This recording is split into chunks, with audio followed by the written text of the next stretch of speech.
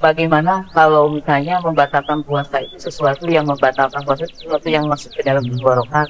Tapi kalau jenisnya makanan tapi tidak lewat tenggorokan, bagaimana ya itu saja kalau misalnya makanan lewat infus, lewat ya. Nah, adapun memasukkan suatu, ini betul. Ini pertanyaan yang ada sesuai, biasanya medis. Bagaimana hukumnya? Ada macam suntik, infus, dan sebagainya. Nah, setelah diperhatikan oleh para ulama juga bahwa suntik dengan infus beda. Apa bentuknya sama-sama menusukkan. Kan kalau suntik itu murni obat kan? Suntik obat. Jadi suntik itu, Ibu.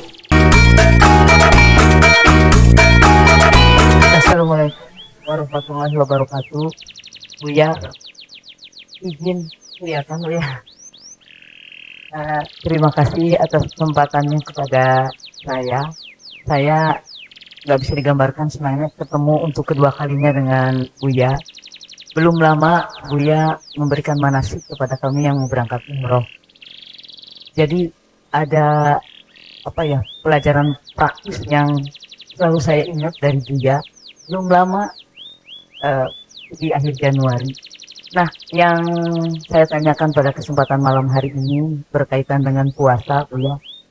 Mungkin karena pengalaman beberapa hari yang lalu ada keluarga saya yang sedang sakit, Buya.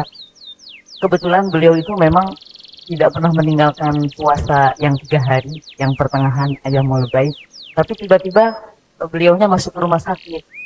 Mungkin niatnya sangat besar sekali, nggak mau batal gitu, tapi sama dokter dikasih suntikan, katanya itu untuk bukan untuk nutrisi tapi sejenis makanan katanya.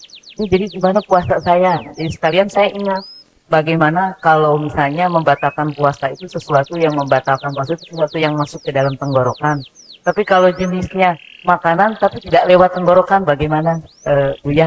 Itu saja kalau misalnya makanan lewat infus, lewat suntikan. Terima kasih Buya. Baik, Masya Allah, makasih. Jika ada orang sakit, kemudian menurut dokter tidak boleh berpuasa, dan menurut dokter jika berpuasa membahayakan, maka kalau memaksakan puasa justru malah tambah dosa, bukan dapat pahala. Siapapun.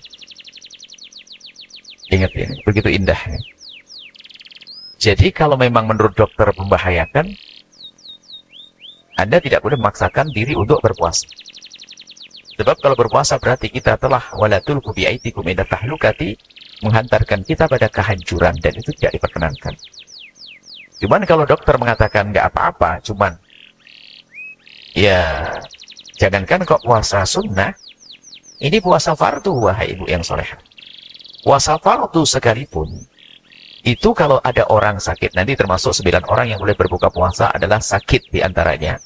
Bukan sakit di sini harus jelas dong, jangan tiba-tiba ada seorang anak gadis, saya nggak puasa Buya, kenapa? Saya sakit. Sakit apa solehah? Sakit jerawat, ngaco namanya.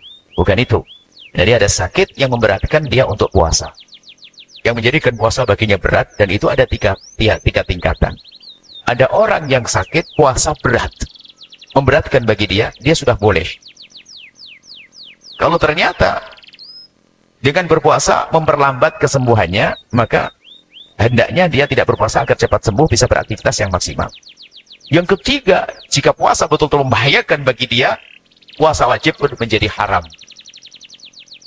Seperti itu. Jadi mungkin ibu yang saudara tersebut seorang yang sangat solehah, dan sehingga kalau dokter pun juga membiarkan, mungkin penyakit dia tidak terlalu berbahaya. Tapi kalau sampai harus dibantu dengan makanan, nah ini kan menjadi beda, berarti berbahaya. Seandainya bisa dibisikkan, lebih baik tidak usah berpuasa. Ketahuilah bahwa jika ada orang punya kebiasaan baik dari sholat malam, puasa, kemudian kok sakit, maka biarpun tidak puasa, pahalanya utuh. Itu disebut oleh Nabi. Jadi Anda tidak usah memaksakan. Makanya yang penting kebiasaannya. Sampaikan pada beliau, tidak usah puasa, tapi pahalanya utuh. Biar cepat sembuh. Nah, adapun memasukkan suatu, ini betul. Ini pertanyaan memang ada sesuai, biasanya medis. Bagaimana hukumnya? Ada macam suntik, infus, dan sebagainya. Nah, setelah diperhatikan oleh para ulama juga bahwa suntik dengan infus beda. Apa bentuknya sama-sama menusukkan. Cuman kalau suntik itu murni obat kan? Suntik obat.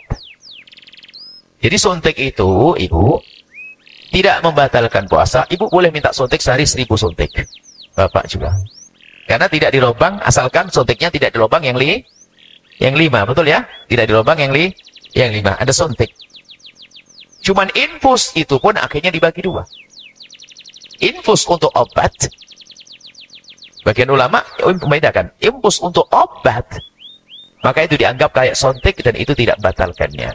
Tapi kalau infus untuk menggantikan makanan, disitulah baru dikatakan membatalkan puasa. Dibedakan. Jadi yang disebut tadi, Bu, itu termasuk jenis infus yang membatalkan puasa. Jadi biasanya begitulah. Niat baiknya ibu ya teman saudara tersebut sudah luar biasa. Tinggal diberi bekal ilmu. Ilmu itu penting. Sehingga orang dengan ilmu itu ibadah jadi enak. Sebab kita menemukan ada orang dari mana? Dari Jawa Timur, dari mana itu? Subhanallah, ibu-ibu. Saking solehahnya, rajin sholat. Diajak sholat qashar di perjalanan sama sholat jamak, ribut sama yang rombongannya. Pom bensin banyak, kenapa harus pakai jamak dan qashar? Masya Allah. Lihat, beliau tidak tahu padahal mengqashar sholat di perjalanan jauh itu lebih gede pahalanya. Cuman karena beliau jarang ngaji, akhirnya begitu kasusnya. Jadi, sampaikan salam kepada beliau yang sakit, insya Allah cepat sembuh, maka tidak usah puasa bed lagi, ya, biar berpuasa tetap disuntik, suntiknya impus makanan, pengganti makanan, ya kan? Suatu ketika ada pertanyaan yang mirip-mirip, Buya, ada suatu ketika saya punya penyakit jantung, jadi saya harus minum obat setiap 3 jam. Dalam keadaan sakit, apakah batal saya minum obat untuk jantung saya? Gimana jawabnya, Bu? Hah? Oh ya, batal minum obat, tidak batal, gimana sih, Bu? Terus gimana? Ya nggak usah puasa, memang nggak wajib, orang sakit. Kan begitu ya? Minum obat, nggak batal, bingung dia. Minum obat. Baik, itu saja. Insya Allah Ibu sampaikan salam pada yang sakit, insya Allah sembuh, dan mintakan doa. Sebab orang yang sakit doanya dikabul. Sampaikan salam pada beliau, nggak usah puasa, nggak usah maksain. Dan Anda pun juga demikian. Yang sakit jangan memaksakan. Ada suatu ketika ada orang di perjalanan dalam bepergian. Bepergian, safari itu termasuk boleh berbuka. Kalau orang bepergian jauh, boleh berbuka puasa di luar Ramadan. Ada memaksakan diri sampai pingsan-pingsan. Kan repoti pingsan-pingsan. Pingsan repoti. Langsung Nabi menyebut laisa min. Ini termasuk bahasanya bahasa himyariyah. Kalau orang ngerti bahasa Arab tuh ada logat bahasa. Logatnya orang ahli himyar itu alif lam itu jadi alif mim. Al jadi am. Laisa minil birri jadi laisa minil birri somu fil safari. Jadi laisa minal birri as-somu fis safari. Yang paham ya? Laisa minim birri somu fil safari. Tidak menjadi sebuah kebaikan kalau orang berpuasa di perjalanan tapi ngerepoti begitu. Pingsan. Jangan puasa, ini Quran dari Allah. Jadi mengerti rukhsah itu adalah penting, kemurahan. Innallaha yuhibbu an tu'ta rukhsahmu kama yuhibbu an tu'ta azaimuhu. Innallaha yuhibbu an tu'ta rukhsahmu kama yuhibbu an tu'ta azaimuhu. Baik, seperti itu.